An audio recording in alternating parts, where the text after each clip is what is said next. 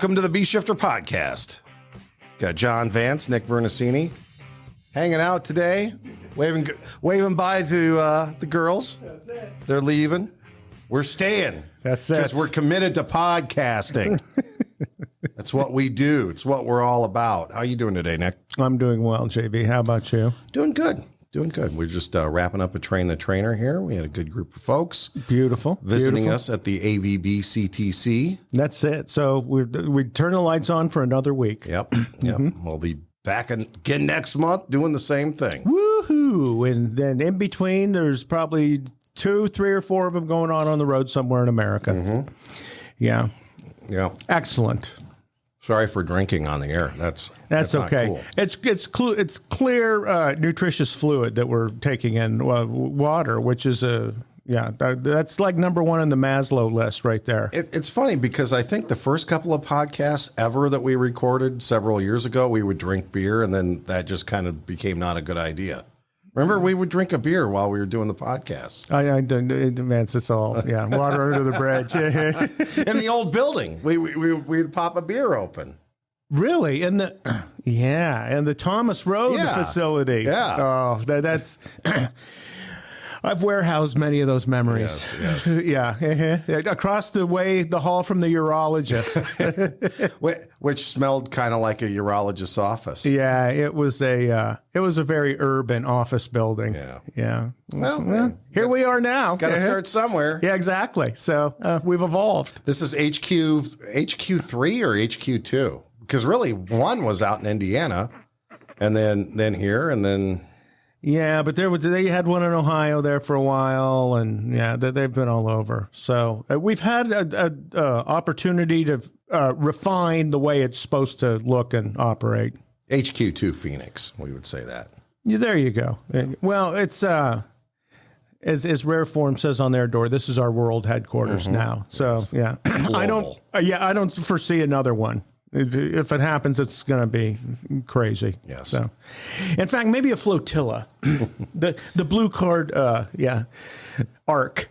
I've always wanted a pirate radio ship, where we could broadcast in international waters without getting in trouble with the FCC. Not that anyone listens to FM anymore. Well, but we'd have to do it from maybe like a submarine underwater. Mm-hmm. So they really couldn't locate us at any moment. It'd be where we were streaming from the Gulf Stream. Yeah, but not too deep, because I think we've all learned a lesson from the Explorer Challenger episode, where you shouldn't undertake any recreational activity, which is really what that was, just taking tourists to go see the Titanic, where when there's a mechanical failure, it kills you faster than your nerves know.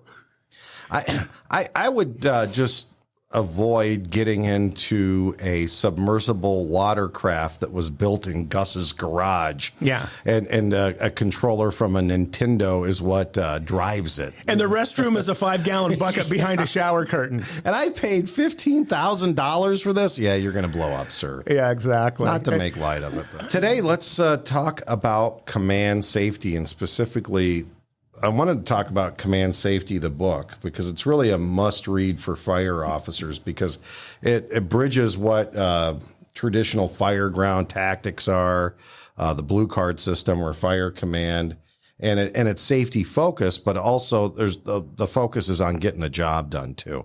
And I think today we're living in a world where safety is a 4-letter word and gets criticized sometimes. And I wanted to talk about the intent of the book and the thought behind it, and how it's really meant to get the job done while being safe. And it's something that Bruno used to say all the time, that, the number 1 job of the IC is to keep people safe on the fire ground. And I think that message gets lost with people a lot of times, that is really what the IC is there for, first and foremost. Is that right? Yeah, and really what it is it's, firefighting is an occupation, and like any other occupation, especially a high-risk one, is you have to build the safety into it as a regular part of just performing structural firefighting. So like if you worked in a foundry, as an example, the people that work in a foundry, it's a very hazardous place to work. And And you'd have to go probably a lot further in our country to find a foundry, but back when there was a lot of them operating, especially in the Midwest, is there were a robust set of safety rules, because if you make a mistake at anywhere during that process, you're dead. I mean, you burn to death, you lose a limb, whatever it is. We were doing fire command stuff at a place, and I forgot where it was, but they hung up as a safety reminder a 3/4-ton pickup truck that had violated a traffic law inside the foundry. Big, giant, blah, blah, blah, blah, work area there. And there's giant machinery that is moving that you have to stop, because if it hits your truck, as was evidenced by this, is it flattened a 3/4-ton floor pickup truck where the tallest part of it was maybe 6 to 8 inches. And you're like, well, Jesus Christ. And you looked at it, and the thing you were left with is, it killed the guy. And they said, yeah, it did. You're like, well, is he still in there? I mean, could you even recover? So I'm drifting. They drained the truck afterwards, probably. They had to do whatever, and then they hung it up. And this thing is, I mean, it's as big as a room. And you're like, it took a minute to figure out. And they wrote on it, safety is up to you. So basically, this guy chose not to be safe, and he's dead now. So that's kind of it. And I guess to answer your question about command safety, is the fire command curriculum package, because that's kind of what it was. The second edition was a full-blown curriculum package where you could teach essentially 2 semesters, Tactics 101 and Tactics 201. Now, the mobile ICs, strategic position ICs. That whole thing was out in 2000, I think. I want to say. Right around then, the whole package was done and going. And in fact, it's still in effect today. The second edition is still, I mean, we're revising it, and we'll be here sooner than later. The third edition will come out.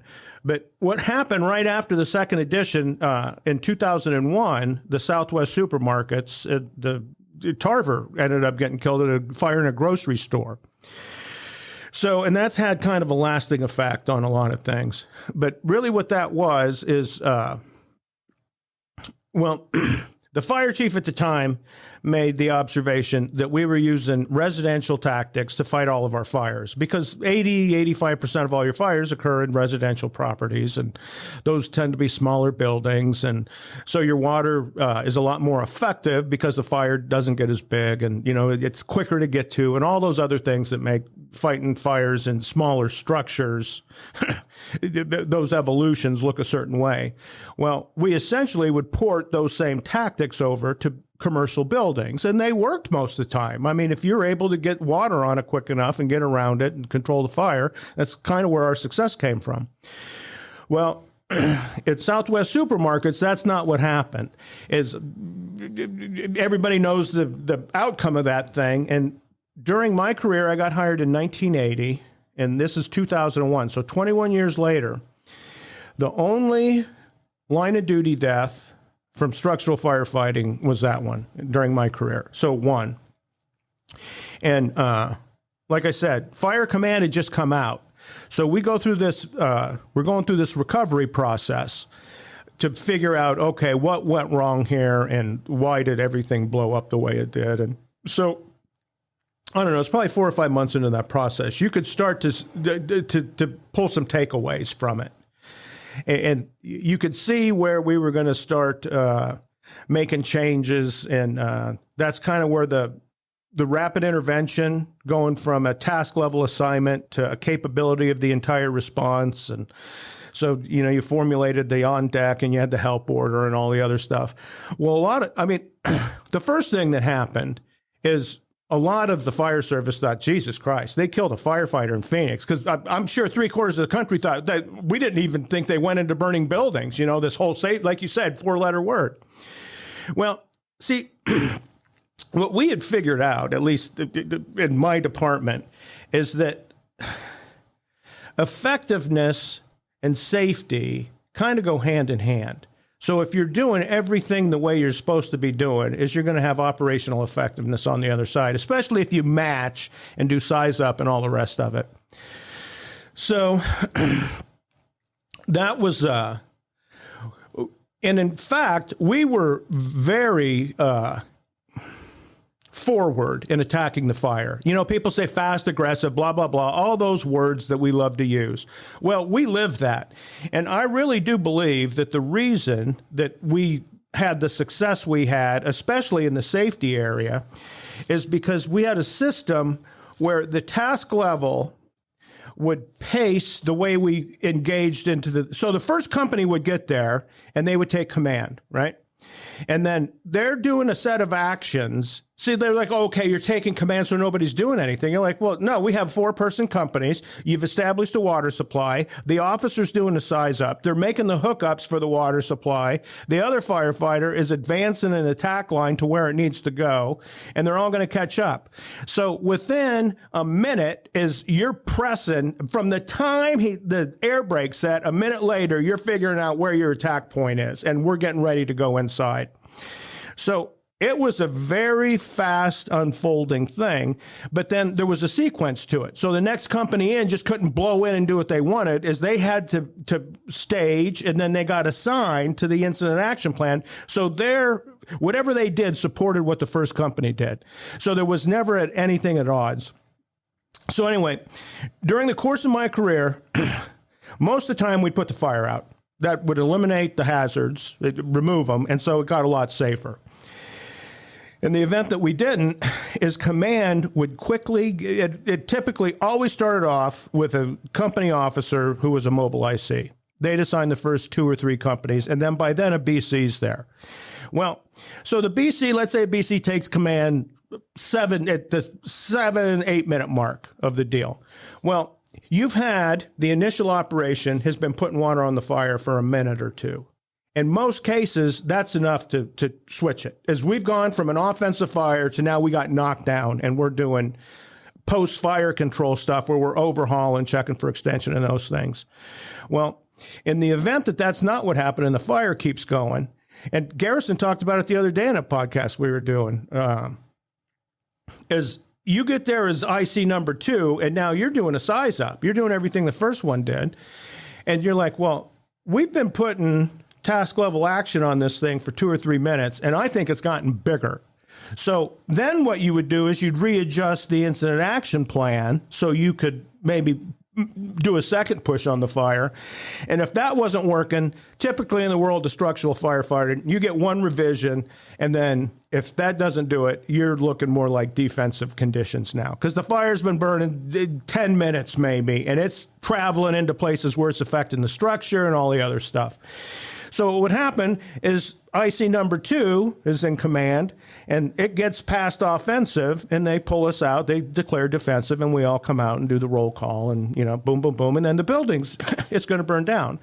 Well, and that's what happens, whether you want it to or not. That's just science and facts. So you're not... There's a number of burning buildings, probably, I don't know, in urban places, they get a very rapid fire response. I don't know, 20%, 15% are going to burn to the ground. That's the nature of it. Don't have a fire if you don't want your building to burn to the ground. That's kind of what happens. So the IC says no. There's the risk isn't worth the gain. You see these T-shirts that, you know, yes, it's worth the risk. Well, you've got to qualify that. What's worth the risk? I don't know. Is that worth the risk? Well, it's all worth the risk. No, it ain't, buddy. No, you're. What it is that's negligence. In fact, it's amateurish, is what it is. No, I'm going to stick with this attack. It doesn't matter because we won't be chased out. Well, when the fire says you will be, you will be, and we're seeing that now out of fire departments where they'll send a crew in without water to do a search or whatever, and now they're taking 3 firefighters to the hospital that will never return to work again because the fire. That's what it does. I mean, we understand that. So anyway, command, we've got the system. Southwest Supermarkets happens. We're going through the recovery process. And the fire chief says, some things have changed and we need to somehow deal with this. So we're making the changes in our own fire department, and he's taking a set of notes. So I end up, I don't know, at some point, it was about 6 months in this process, we sit down and he says, hey, we need to produce another book on the safety effect that fire command has. And because we're going to fix some things as far as commercial fires go in our own fire department, where this thing blew up on us the way it did. And it's demonstrated a couple things. Well, during your career, there's always these pet peeves you have, these little things you put in your pocket and think, we got to fix this somehow, but I just don't know how to do it. And it conflicts with too many other things, and it's just kind of, we don't know how to wrap our head around it. Well, in our department, when we had our line of duty death, it's like we were galvanized because of the walkthrough that we did. I'm going to say 98% of the Phoenix Fire Department went through a walkthrough within 3 days of that event happening. And so we saw, and these are like firefighters, even like the vapid A-shift ladder people were trying, they had to control their emotions because they knew what happened in there. And at a certain point, it's like, no, you get out ahead of this because this building's going to the dump. Offensive tactics do not put out defensive fire conditions. They don't. They never have. And in fact, if the building's big enough, it'll be on the national news because that's just what happens. So we were galvanized to make sure that didn't occur again. So that was really, during my 29-year career, that was the most unified the Phoenix Fire Department ever was the 2 or 3 years coming out of the Southwest Supermarket incident. Well, during that, as my dad's kind of sitting in the background driving the thing, he's taking notes. And so he asked, if you'll do the layout of for each function and put the key stuff that we found on the thing, and we'll do that together. And then he says, I'll flesh out the rest of it, and then we'll hook up and get it illustrated. And then, okay, perfect. So I don't know. It took him about a year maybe, something like that. And then you had Command Safety, which was the companion textbook to Fire Command that told the safety effect of what well-managed looked like. And kind of how that paid off. And that whole process led to embedding kind of the concept of safety into structural firefighting. And really, we started looking at it like any kind of other high-risk adventure. Like if you're a scuba diver, what we talked about with the people undersea to start this thing, or a skydiver, is like, okay, we're going to have a safety officer as we skydive and jump out of the plane. And you're like, well, what the hell do they do? Because it's too late. We've already committed to the jump, and we're falling at terminal velocity. So if there's some kind of safety thing they can do, maybe they have a harpoon gun they shoot you through like the ass. A net. Yeah. So it's one of those deals. If you ain't doing it as part of the activity, it isn't going to get done, and you're going to get the consequences of whatever that is. So that's really what Command Safety was about. So if you will just manage yourself in a standard kind of way, is you can recover from certain things a lot of times, whether it's you took it through the wrong door or whatever it was. The fire did this when everybody thought it would do that. So, and we say you got to be doing everything right when something goes wrong, because if you're not, there's no way to unpack it. And we demonstrated that in a 25,000 square foot grocery store that had a very senior fire in it that we weren't going to put out. So once it got up in the attic, which happened in the first 2 or 3 minutes of the fire, it's over. Once that thing's running in the attic, you're done. The wind's blowing. So you put a 25-mile-an-hour wind to it, and you got smoke puffing up in the attic, and it took them 15 or 20 minutes to really figure out where that thing was burning and the way that funky building was laid out. Well, you had people on the back, on the Charlie side, chiefs coming home from work, and they're trying to get on the radio to tell the IC, get them out now. You got smoke puffing out of all the attic vents on the back of this building, man. It is lit up. They can't, because they're Maydaying that just to the cows come home on the inside of that thing. So it was, and really the thing that I think a lot of us took away from that is Hey man, we killed one person, and there were 16 people in here. And if this roof would have collapsed like it should have, we're 40 minutes into it in a senior attic fire. I have never been to a building 25,000 square feet where the roof was still up that long. So it was, everyone knew. Everyone with any time at all, or any kind that had any kind of juice in the system, thought, no, we to say that we lost somebody and we're lucky, and you have like a whole battalion and a whole shift that is going to have some issues with this for the rest of their lives. As they were at this thing, and there were 20 people who were convinced they were going to die in this thing, and went in anyway to pull him out. And it was like, well, they knew in the command van. He said, shit, he's been dead for a while now. So just living through that is really, and you hear Vinny Dunn talk about it. He was at the Father's Day's fire and a bunch of others. And he says, what I did instead of going crazy is, he says, it must have been therapeutic for me. He said, I started writing books and researching. And so he became the building construction, don't let it kill you guy. And I think that's what my dad did just with command safety, and say, no, if the system isn't protecting you in real time, then it ain't protecting you. Because when the wall falls, if you're under it, you're dead. There's no one ringing that bell. And it isn't worth the risk to die when pulling up to the scene. Well, picture this. The building slated for demolition has got a fence around it, and you end up with a fatality off of that after the fire. You can't justify that. It's like, no, it was worth the risk. There could have been somebody in there, and this is just what we do. Well, no, that's not what. People with a pension don't just disregard their lives as fodder and paper and say, well, no, this is, they're throwing another virgin down the volcano, almost is what it sounds like.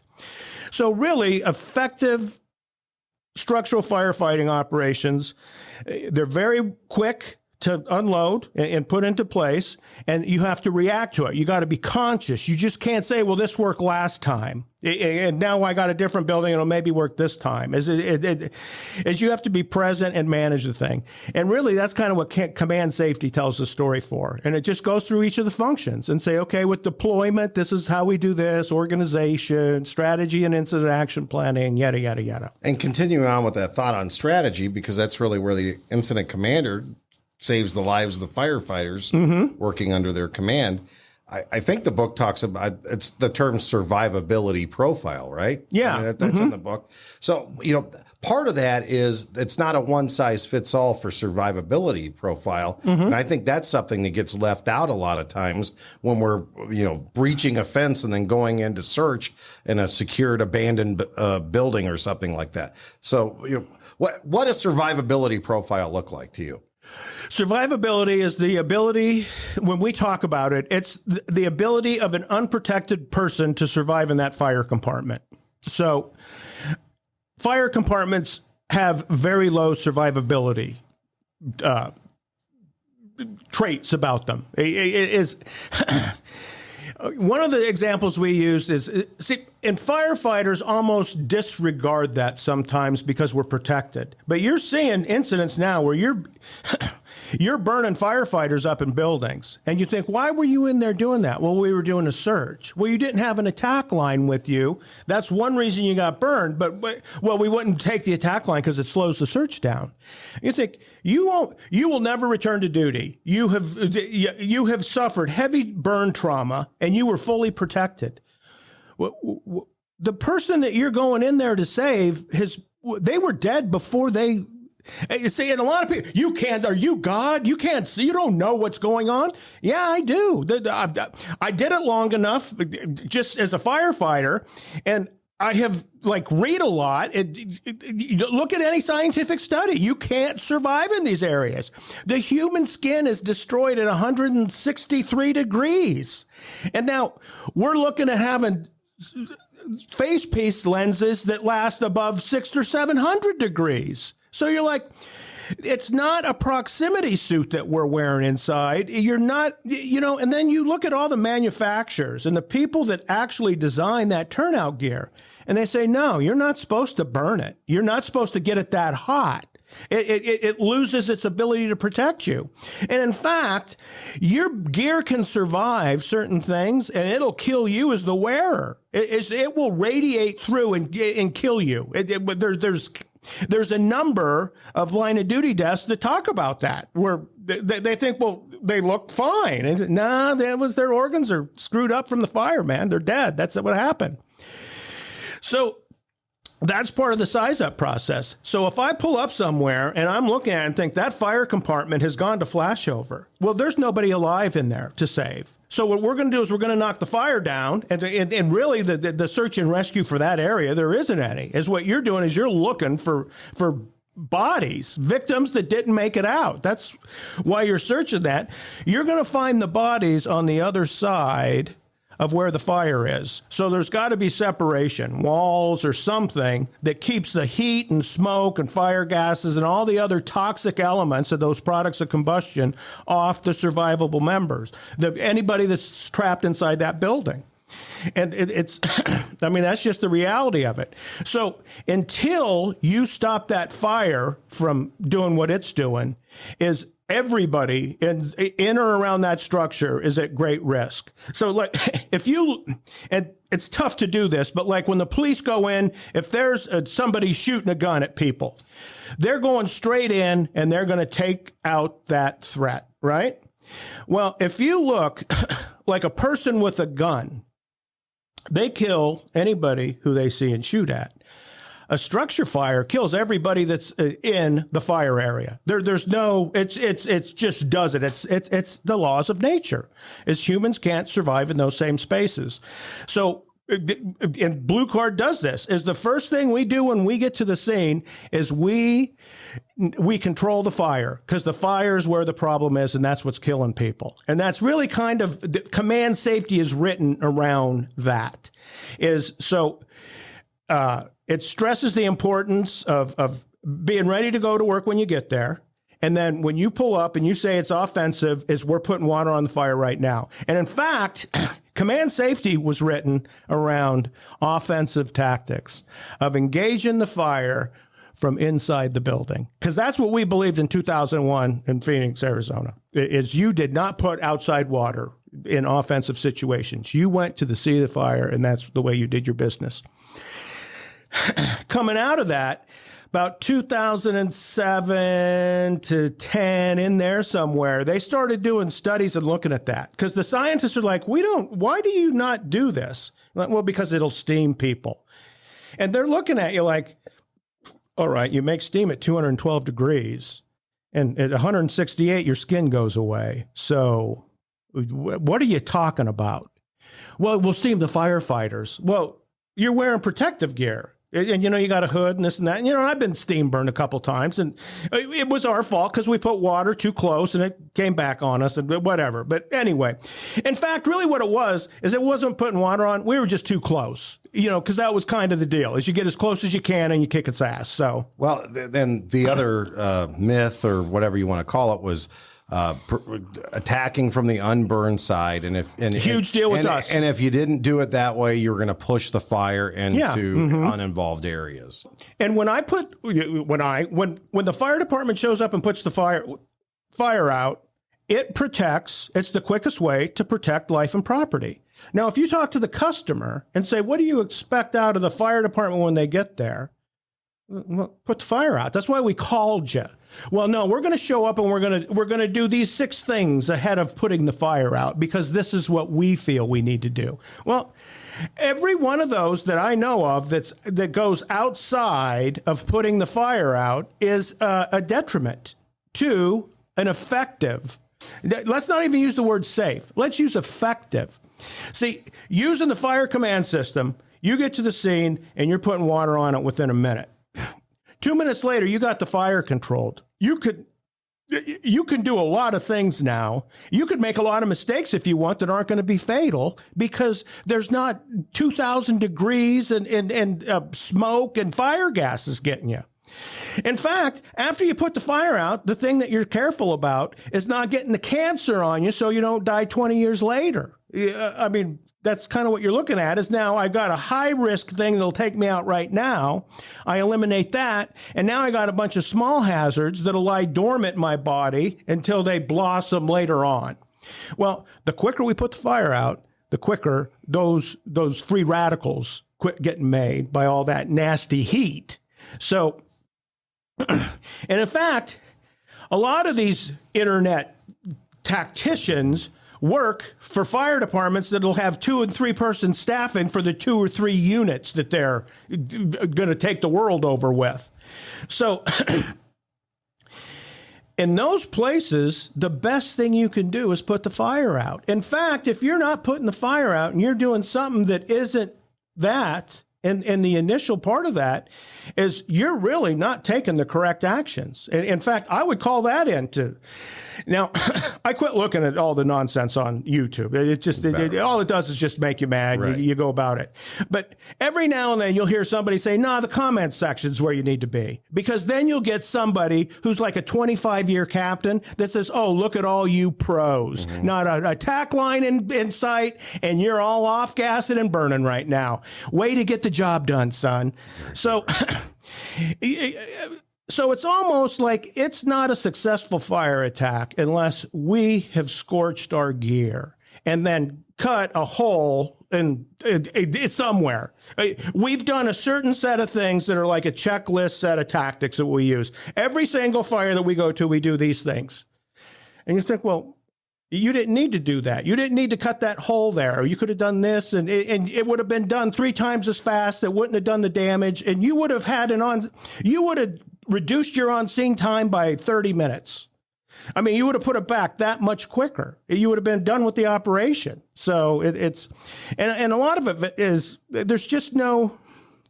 there's zero regulation for fire departments as it comes to structural firefighting. It's like, no, we show up and we do what we're going to do and nobody gets to look at it. And so a lot of these same individuals get pissed off when NIOSH writes a report. How dare you criticize us? You're like, they're doing an after action review, pal. That's what we do.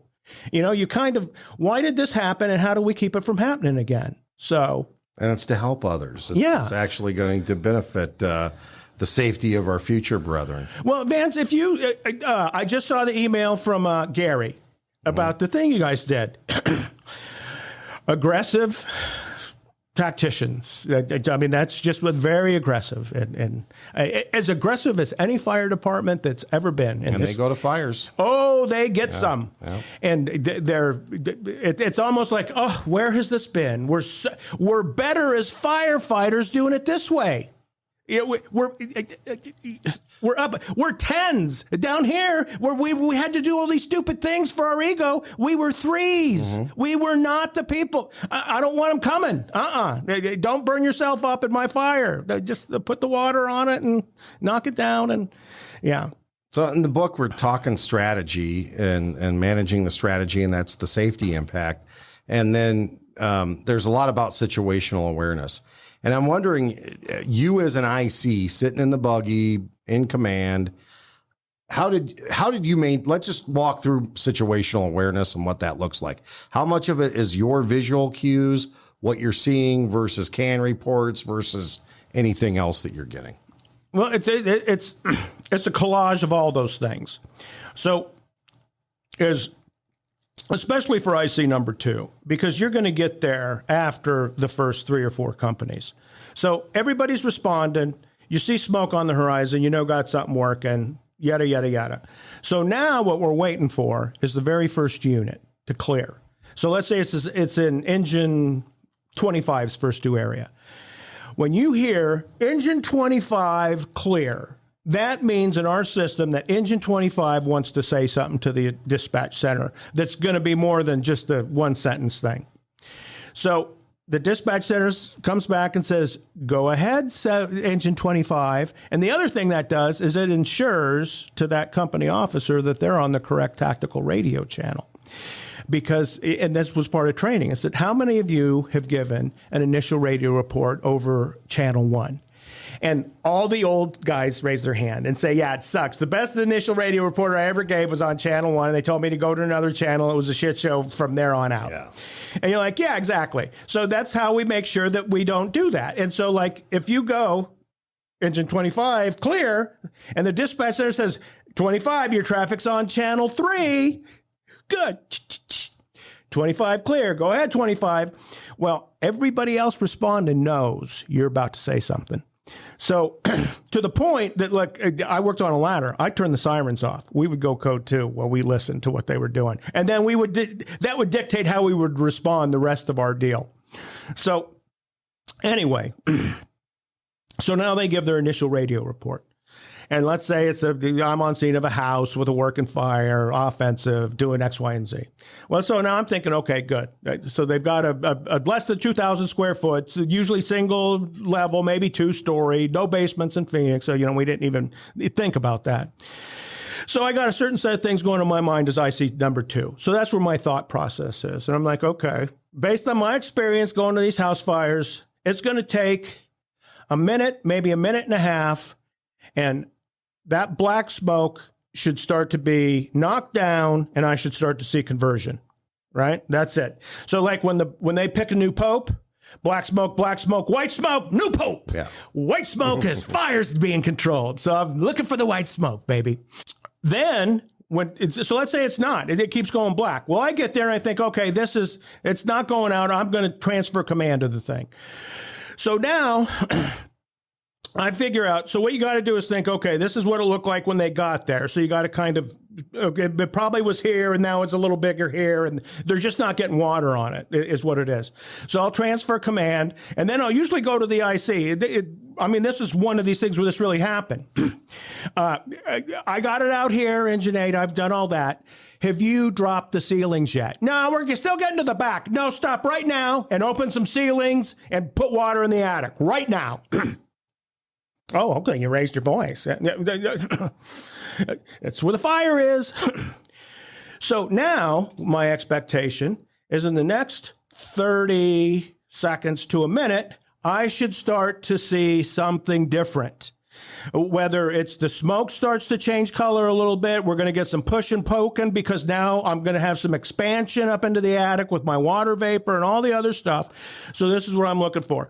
I'm also looking at the roof, making sure that it's got its shape. It doesn't have any big sags in it. We don't have a bunch of fire coming in it. You're looking at the eaves to see what kind of heat you got, with the tar coming off the thing. So just kind of the structure is keeping its shape. I don't have a bunch of cracks, so it's still an offensive set of things, but the fire's getting bigger and bigger until we put water in it. So now what I'm doing is I'm getting other companies up now. Command to whoever do this, command to the ladder do this, blah, blah, blah. So we're doing the actions that we would typically do. So if a minute or two later it's not happening, then I'm going to go back inside. What's going on? Give me a CAN report. And then they're going to, in this case, once they got the ceilings open, they put water in it, then the fire started going out. So, okay, perfect. So now it's just keeping people doing what they're doing. And it's like, okay, in another minute, smoke's going away, and now I just got this. So then we're going to slow this thing down. We're going to get it ventilated. We'll finish the search in the thing. Other companies are coming in now and starting to do that piece of it. So that's kind of the way you maintain. For me as the IC, most of the safety stuff, especially at structural fires, was us controlling the fire. And so that's kind of what you're looking for. And then one of the things that came out of command safety talks about, and this was after the recovery process, is any attack position where you've got 3 or more task level companies assigned and operating, is you need, especially if you don't have fire control, is you need a division boss, a true tactical boss. So that would be BC number 2 coming in. And we went through this with, a company officer could do it. They have the skill. And said, no, this isn't about that. They are a working boss. They don't provide entry control, and a tactical boss does. So they can't provide entry control, and their work cycle is too dynamic. They got about 10 minutes at the most on air, and then they're going to have to recycle outside, and then they go back on deck when they're ready to go back to work. Well, the supervisor managing that task level crew can't manage the tactics for that attack position. There's too many things going on. So, and that became a thing that you had to get through to both company officers and chief officers, because company officers said, well, we could do it. And you're like, how'd it work at Southwest Supermarkets? Yeah, you're right. So what it was is they had new information that broke their beliefs, and they thought, no, we can't do that anymore, man. And so now they start going back to a bad place, and it's like, no, we have to stay out of that kind of trouble. Is once we get in that deep, we're done. If we survive, it's just by chance. It's nothing we did that caused us to survive. It was just dumb luck. So, Eric Phillips and Chris Stewart talk about accidental success. Well, I don't think we had accidental success quickly attacking the fire. That's intentional success. In freelancing, if you're the company that put water on it, your plan was right, but you can't manage freelancing is the problem. And so once you get 5-10 minutes into that, you end up with, it's nothing different than Southwest Supermarkets.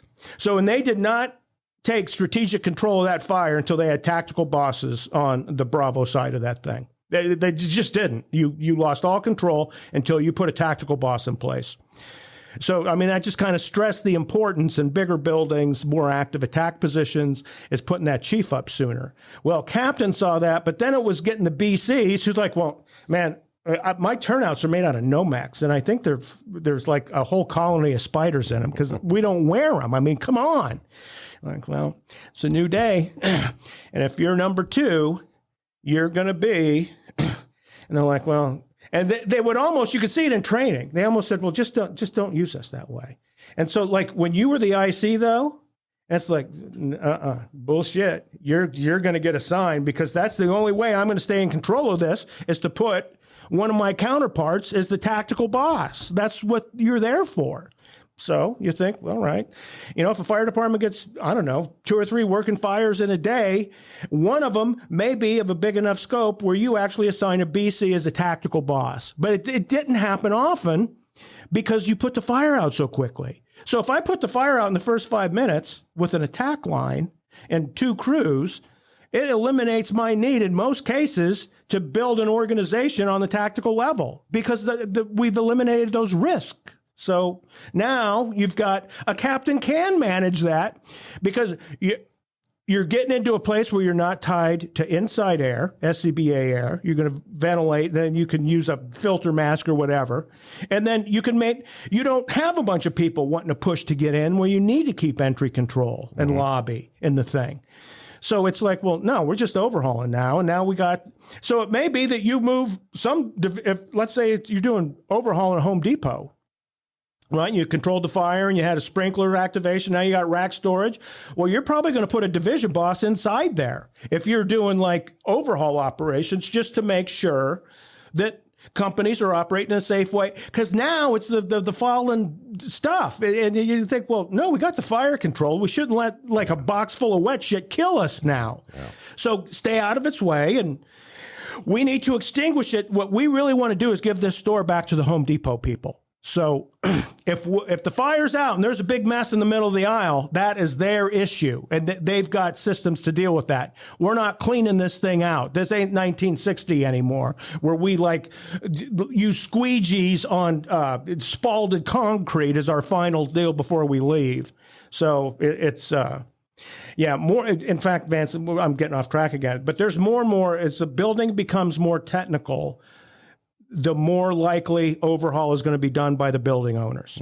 Because if you have let's say a warehouse that does logistics shipping and it's got conveyor belts and shit like that. Robots. We ain't dicking with it. Yeah. We put the fire out. We're sure the fire's out. Or there's an overhaul issue. We're giving the building back to you. We'll stand by, but we're not. This is off limits. There's people that do this. There's companies that take care of this, and they know who they are, and that's really what they want. These building owners. They said, no, we spent millions of dollars for the fire protection, and now we want to put this building back in service in 2 weeks. So please leave. And it's nothing for you, but this is a very complicated building. The people in here are going to be supervised by structural engineers. This is a different operation. So. Well, one of the things that it talks, so we're managing our strategy. We've got good situational awareness, risk management. Then after the incident, the book talks about post-incident analysis. How has that evolved in the 20 years or so? You know, now we've got the AAR, but was that the same thing, or was that done any different? How all this came from is like the first edition of Fire Command and into the second edition of Fire Command. You talked about strategy and incident action planning, coming up with an incident action plan. Well, I was a battalion chief, and I started teaching tactics with Garrison. He was a BC about a year or two ahead of me. So the two of us kind of did the 101 and 201 tactics, right? And so I'm on my first class with him, and we're going through size up and incident action planning, the critical factors and all that, you know, and the tactical priorities. So it didn't make any sense to me, incident action planning. It was hard to teach because I really didn't understand it. It's like offensive, quick water on the thing. So that's where the strategic decision-making model was born, is sitting down and saying, no, there's got to be a simpler way where it really kind of all these elements, you got to sequence them in a way. So it was almost like they put it in, but the directions weren't there. So you had to kind of wander through the forest a little bit. So that's kind of what Garrison and I ended up doing. And it changed the way the department taught tactics. Well, it just, because it was simpler and it made more sense. See, you had to have a B shifter in there at some point to decipher what the A shifters had created. So that's what happened. So that system where you got to the scene and you absorbed the critical fireground factors, and then you context those against both the completion of the tactical priorities and the risk management plan, the survivability of the compartment we're dealing with, all that stuff. So it's like, well, no, this fire attack is not going to save anybody in the fire compartment because they're all dead. It realizes that, and that's the way it operates. Reality. So what we're going to do is we're going to go in and we're going to attack that first. Well, that's not where you're going to find the victims. The victims are on the other side of the walls. So that's where that came from. And then what happens is we use that same exact process where we figure out, okay, this is the strategy and then the corresponding incident action plan. Well, that is the same model we use to run the after action review. So we would get the first in company officer, and this is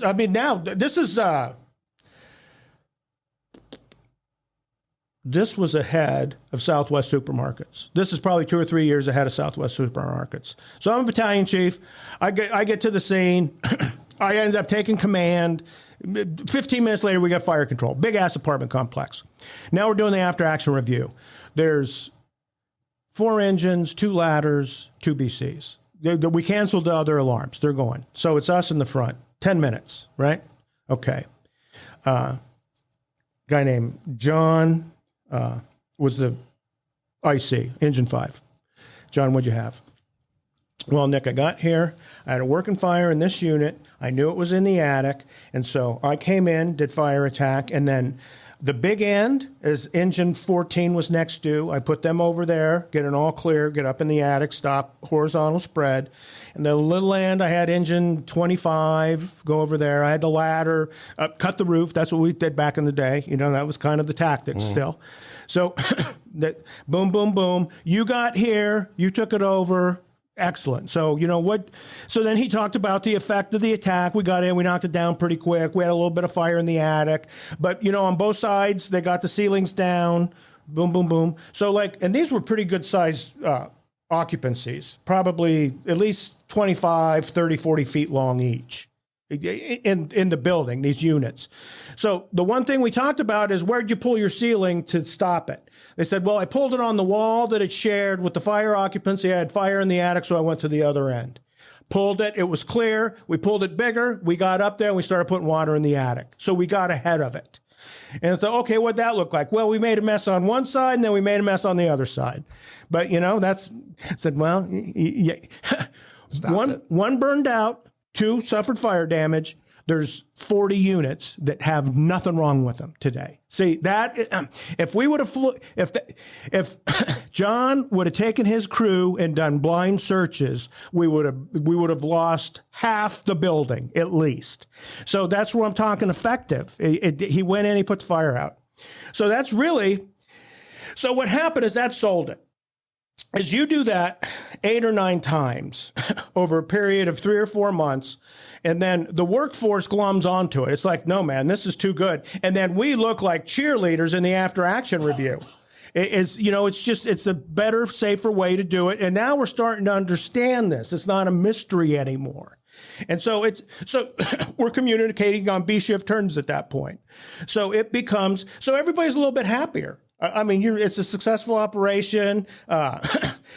John has got his gold star. His crew thinks a little more highly of him. He feels a little bit better. I mean, maybe, I don't know. I'm making this shit up now, Vance. His kids go to college. They become doctors. And That's how evolution happens. Yeah, so that's really kind of the way we did that. So we just took that same system and put it on steroids. And then what we did is we said, okay, we've been doing rapid intervention this way for a long time. Well, let's see how that works. And so you ran it through that process of, okay, the critical factors, and then that's going to lead me to risk management, strategy, life safety, blah, blah, blah, blah. So people could start to make sense of things even ahead of it. And so when you started saying, hey, man, rapid intervention don't work. And well, the task level knew that. When you assign somebody to become a RIC, most companies were pissed. They were, oh, Jesus Christ. In fact, to the point that like the third in company would not stage. They would wait for somebody else to stage. And then the third engine stages, or they would stage for them. I had that happen where engine 14 staged for engine 25. And so that one didn't work, though. Thanks, geofencing. Now you can't do that. Well, it didn't matter because we needed another line. We didn't need a RIC crew. I needed the line to stop the fire from burning down the next house. So that's what we did. So engine 14 said copy because they thought they were going to be the RIC. And then engine 25 goes, hey, engine 25's last. Engine 25, RIC. So engine 25 is going to file a grievance after the thing because I was the third. You assigned the third unit to firefighting. I said, well, yeah, I needed to because there was fire to fight. And I assigned the fourth unit to take RIC because all the firefighting was covered. It was an excellent system for like understanding what you were actually doing and why you were doing it. So you almost had to justify the actions you took. Why did you do this? It's just kind of like why did you do this? Why did you throw the rock through the window? Well, because it felt good. Well, don't do it again. I think Fire Command really gives us the basis for everything as far as the book goes. But Command Safety, if you haven't read it, it's a modern look at the safety philosophies that an incident commander should have. Probably the best way to describe it. Yeah, and it starts with your firefighter's gear has a limit to what it can take, and it's not designed to be an entry suit. It's designed to protect them against something that you don't want to happen to them. Changing conditions. Yeah, and it's like, no, this isn't. And I was young and dumb and did the same thing. As I'm flowing water and smoking, and I'm like, well, God, that hurts, but what are they going to say about me? Right. It's that whole deal. And what you rely on then is a captain grabbing you and saying, you're going too fast, knock it off, moron. Here, and put the water on it, and then we'll move. Yeah, no more of this. So, yeah.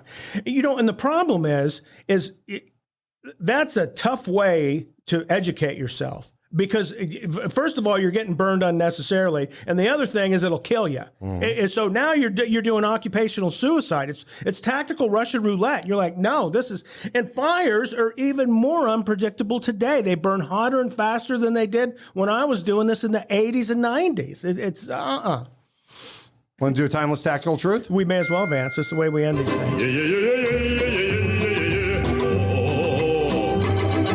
Tactical truth from Alan Brunacini.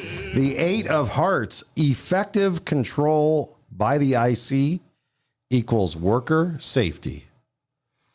Effective control by the IC. So define control. The IC controls position and function of all operating resource at the incident scene. So the other thing the system gets you is So if the IC can control your position and function, the other thing is when you do that and connect that to a well thought out incident action plan, is you will more quickly achieve the completion of the tactical priorities. As the incident will just run smoother and everything will happen faster, as you don't have people working at odds.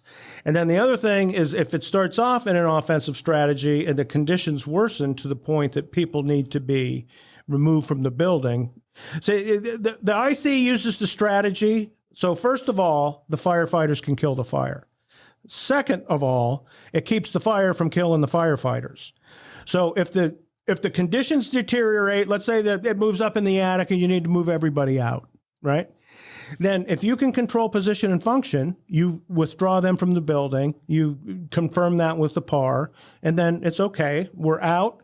We're going to keep you in safe areas, so stay out of the collapse zones, and we'll do whatever we need to keep this fire from spreading and threatening other lives and property. So that's what operational control looks like. Cool. Yeah. Nick Brunacini, thanks, man. Thank you, John Vance. All right, good seeing you. And thanks to everyone for listening to B Shifter. Woohoo! Talk to you soon. Ciao.